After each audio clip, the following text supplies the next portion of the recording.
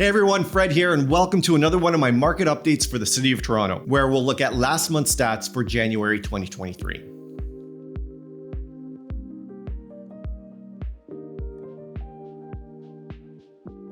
So let's do a quick recap of what happened in January. The residential market remained inactive as it did for the last quarter of 2022.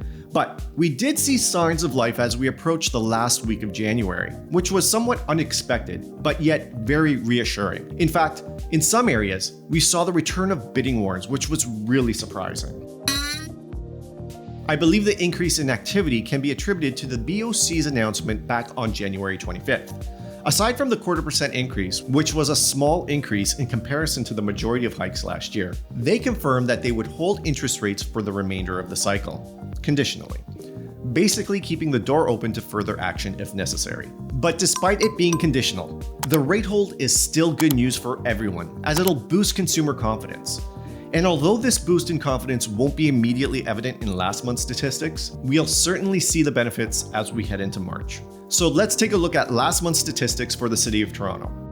In January, the average price in Toronto recorded by the Toronto Regional Real Estate Board fell below $1 million for the first time since February 2021. It dipped to $987,842. This is a decrease of 3% month over month and down 7.9% year over year. Now, just a reminder that the first quarter of 2022 was when we saw highly inflated prices, which were obviously unsustainable.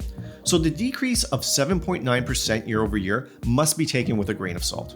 So instead, let's compare the average price to 2021, as prices were more realistic back then. So compared to 2021, Toronto's average price increased 14% from $866,331 to $987,842. This is a much better comparison in my opinion, as we're comparing normalized prices. So now let's look at the number of new listings. Toronto saw 3,010 new listings last month, which was an increase of 99.3% month over month and a decrease of 3.2% year over year.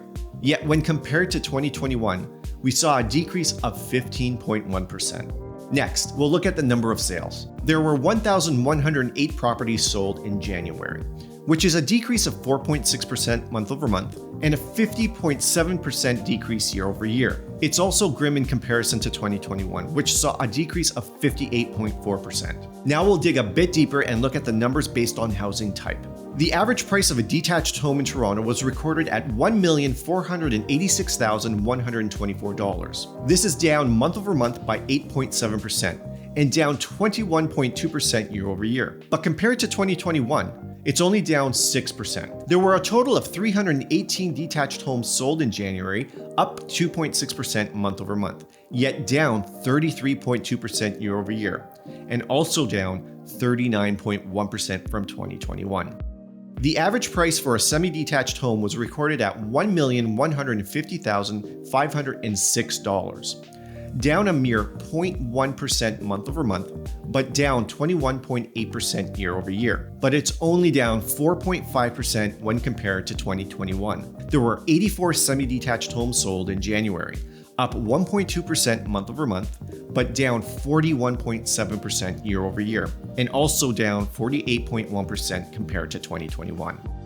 The average price of a townhome in Toronto last month was $981,187, up 11.6% month over month, and down 9.2% year over year. But when compared to 2021, it's up 20.5%. Now let's look at the number of townhomes sold, which paints a slightly different picture. We saw 92 townhomes sold in the month of January, down 16.4% month over month, and down 54.7% year over year. It's also down 64.5% from 2021. Lastly, let's look at condos. The average price was recorded at $711,171, a decrease of 4.1% month over month and 6.5% year over year. But it's up 13.8% when compared to 2021. There were 604 condos sold in January, down 6.5% month over month and down 57.1% year over year. And when compared to 2021, it was also down 64.5%. So that's your market update for the City of Toronto. I hope you found this video helpful and informative. As always, if you have any questions, please feel free to reach out to me in the comments below. Or you can visit my website at fredrenna.com. I'm always here to help. Thanks for watching, everyone, and I'll see you next time.